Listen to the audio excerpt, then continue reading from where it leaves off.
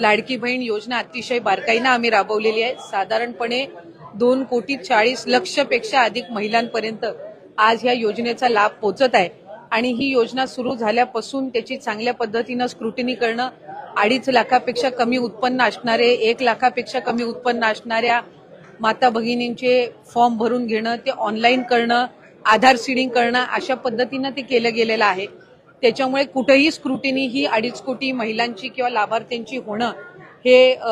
शक्यही नाहीये आणि ते करणंही नाहीये, कारण आज त्या महिला 5 महिन्यापासून लाभ घेत आहेत। पुढं मागं कधीही त्या संदर्भातली कुठली स्पेसिफिक तक्रार जर आली तर त्या संदर्भातला जो काही तेवढ्या पुरतची स्क्रुटिनी करण्याचा, म्हणजे उदाहरणार्थ एखाद्या XYZ जिल्ह्यातल्या 100 लाभार्थ्यांबद्दल जर तक्रार झाली तर त्या 100 लाभार्थ्यांपुरतची चौकशी करायची किंवा नाही हा सुद्धा, किंवा स्क्रुटिनी करायची किंवा नाही हा सुद्धा निर्णय हा शासन जर तशा पद्धतीचं कधी काही घडलं किंवा आलं तर त्या संदर्भामध्ये घेण्यात येईल।